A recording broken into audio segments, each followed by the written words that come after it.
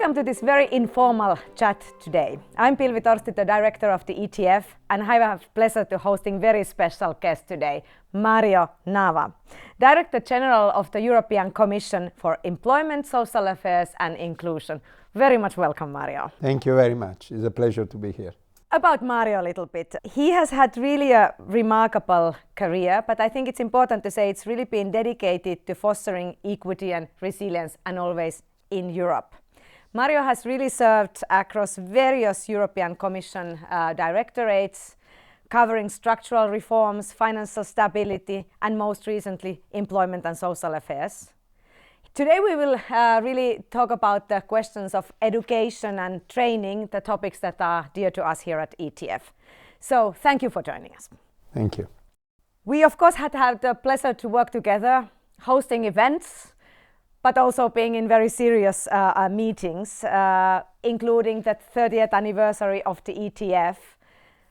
Let me ask, what was the first time that you remember you heard of ETF? I think I remember it pretty well. The first time I heard of ETF was from Domenico Lenarduzzi, a former honorary Director General of the Commission, who was considered the father of the Erasmus.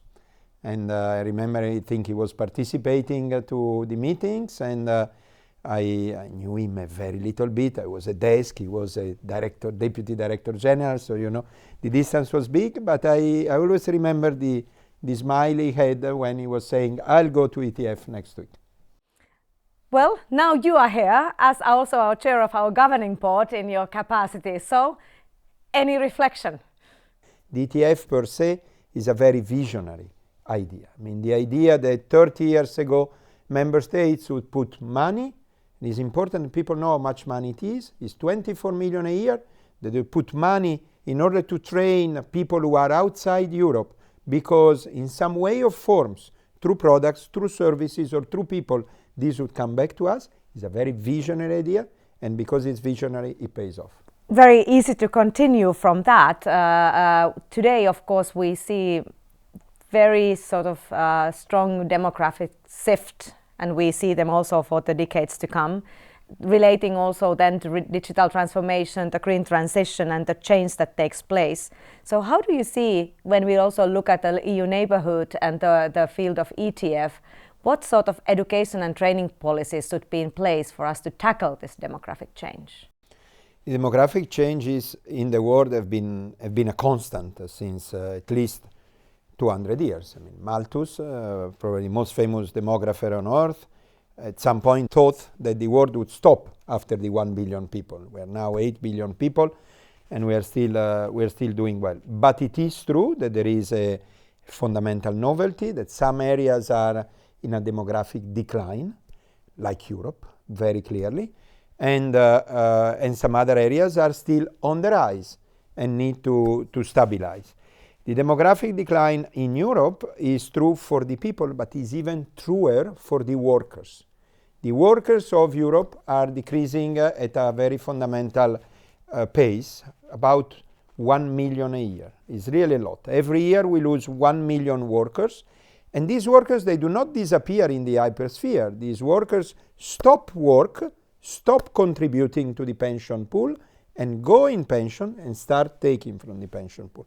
That is why it's very important to have these labor dynamics in mind when we prepare for the educational skills of the other countries, where, on the contrary, the demography is such that it could complement well the European demography. And that's why the different talent partnership that the Commission has done with different countries around the world, neighboring, but not only neighboring. I mean, it's important to understand more neighboring. I like more the concept of partnering countries.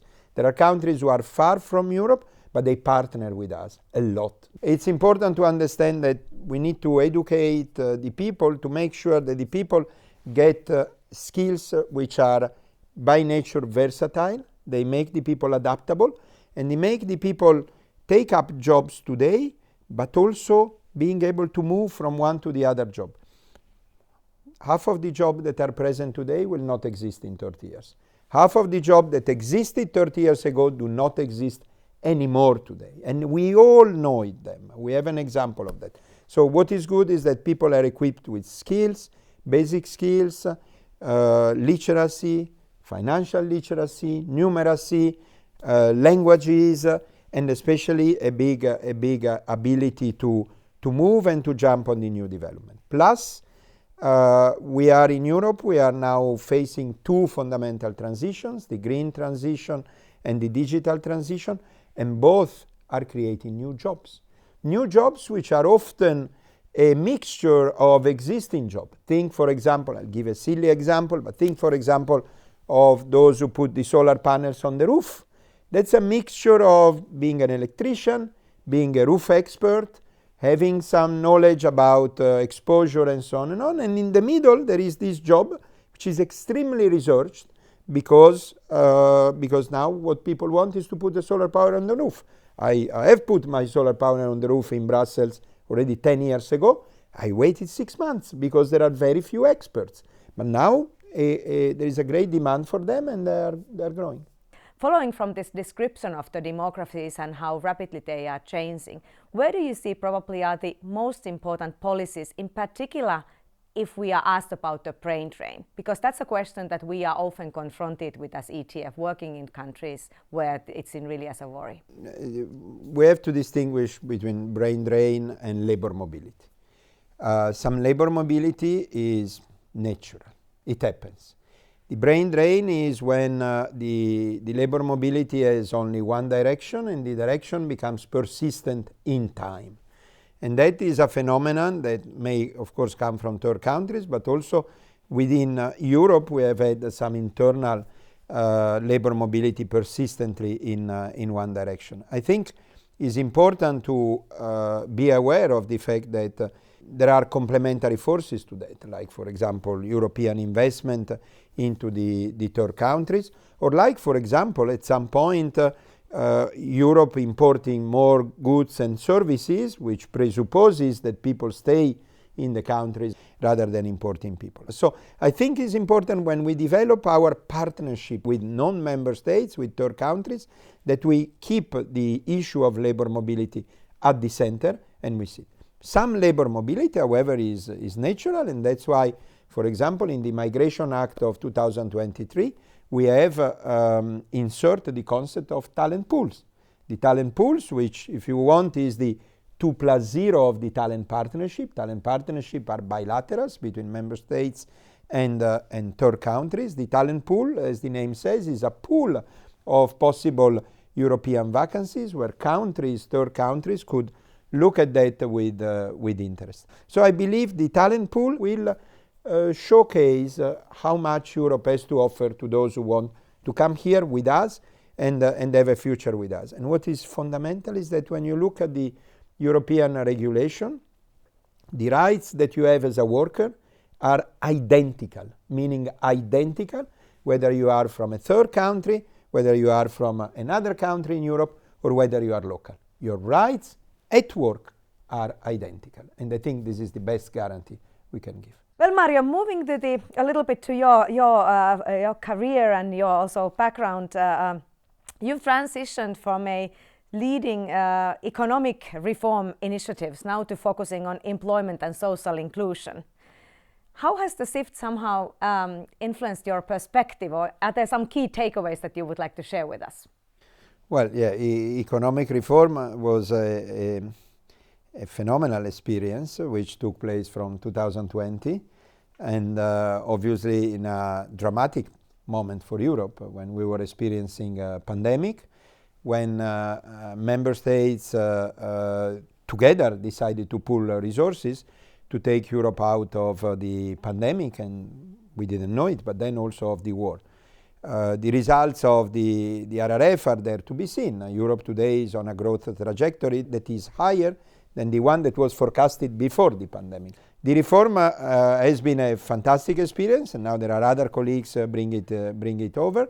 But then the move here to the DG Employment. DG Employment is, I dare to say, truly at the center of our work. Is at the center of the social market economy, is employment, social affairs, inclusion. So it's really what we like Europe for. Looking then back of the many fields that you have worked, both as in the research and also in the Commission, is there something that you are particularly proud of? This is a very difficult question. Maybe two things or three. One, definitely, I was the director who got the capital, the CRD, the Capital Requirement Directive 4, and the Capital Regulation, the Capital Requirement Regulation 1 to adoption. That was at the end of the financial crisis. Europe was shattered. We adopted that, and I think we changed the face of Europe, because that was the basis of the banking union. So I will never forget the presentation of the banking union project in Cyprus, in an ECOFIN in Cyprus, and then the approval of that same project a year later in Ireland. That is one thing. The second thing is clearly the green taxonomy. I was the director who got the green taxonomy adopted, so very proud of that. A very dark night in December in Brussels, which looked contrary to the concept of green. It was about 2 o'clock at night when finally we got the agreement of Council and Parliament. And then maybe something extremely personal, but linked to what you do, education. Last year, my alma mater, the Bocconi University, decided to grant me the coveted title of Bocconiano dell'anno, which is something that makes me extremely proud. Congratulations, of course, for that as well. We've been marking the 30th anniversary of the ETF, and we continue to look ahead. What do you think everyone should know about ETF in Brussels, in those circles where you work, and on the other hand then in EU neighborhood or in the partnering countries? I think it should know how much you are able to contribute concretely to the needs of the partnering countries, and how much this concreteness is the result of the vision you have. I think these to me are really the two things. Obviously, you look ahead. This is very clear when together, you and me, we run the governing board. It's very clear that we have a vision. It's very clear that we do not stop at 2025 or 2026. We look ahead, but it's because we look ahead, or rather, and because we look ahead, we are able to have concrete projects in member states. Thank you. Now we will move to a tradition of In Conversation with Pilvi Torsti part. So we have here a little book where the previous guest has actually left a question for you. And the previous guest was Li Andersson, the chair of the Employment Committee in the European Parliament, member of the European Parliament, former Minister of Education in Finland. And let me read her question to you. So, what kind of cooperation and partnerships do you think that the EU should build with neighboring countries and the global south? I think it's an excellent question.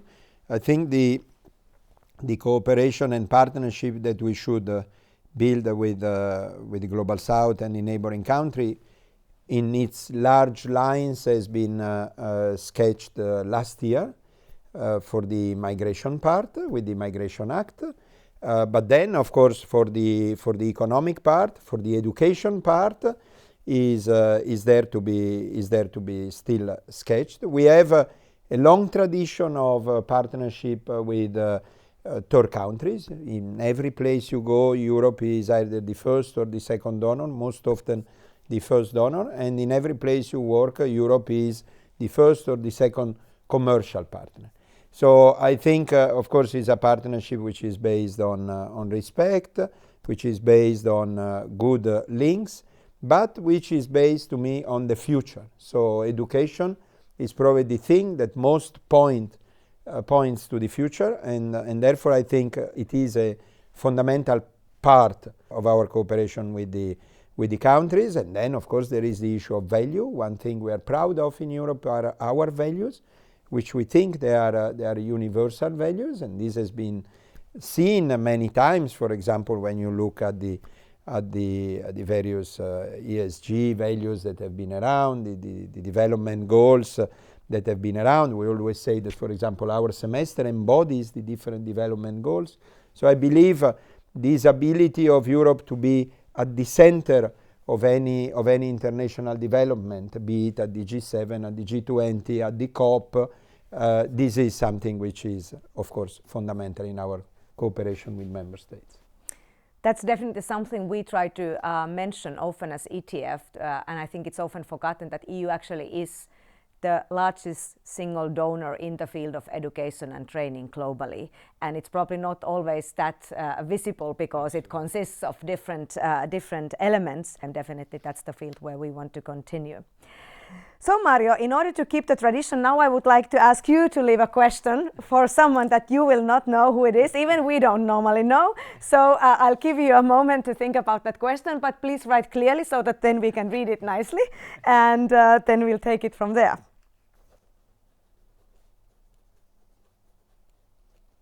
Voila.